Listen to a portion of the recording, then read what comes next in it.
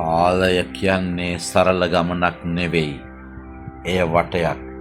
නැවත නැවත ලියවෙන කතාවක්. ඒ වටේ සැඟවුණු නාමයක් තියෙනවා. චාමර් කාල සංචාරකයා. ඔහු අනාගතයෙන් ආවේ. ලෝකය කැඩිලා කාලේ විසිරී යන වෙලාවක. ඒක නවත්තන්න තියෙන එකම මාර්ගය අතීතය වෙනස් කිරීමයි. ඒත් එක සරල දෙයක් නොවෙයි. මොකද ඔහුගේ පැවතීමම බැඳිලා තියෙන්නේ එකම පුද්ගලයකට. අමල් කියන නමට. අමල් ජීවත් වෙන්න ඕනේ.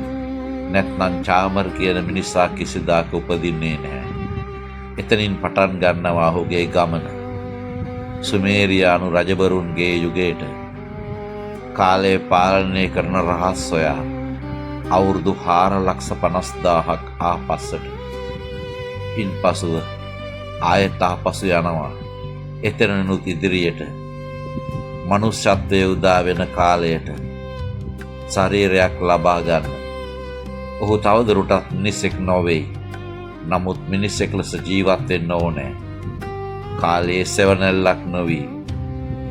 අවසානයේ ශ්‍රී ලංකාවේ අඳුරු වනාන්තර අතර පූජාරියෙක් වෙලා ඔහු බලා සිටිනවා. මොහොතේනකම් ඉතිහාසයේ වෙනස් වෙන මොහොත.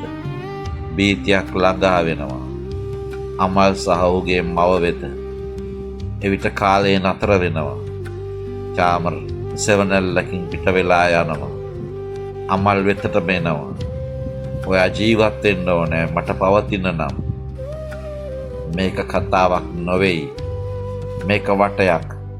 කාලය ලියන. කාලයෙන් එක පොතක් නෙමෙයි. පොත් 3ක්. මෙතෙක් ශ්‍රී ලංකාවේ බිහිවුණු බිහිසුණුම විද්‍යා ප්‍රබන්ධය. අවතාර, හොල්මන්, භූතයන්, මන්ත්‍රකාරයන් සහ අතිශය දරුණු නිදන් හොරුන් අතර ඔවුන්ව බේරා ගන්නට එන පිටසක්වල ජීවීන් සමග.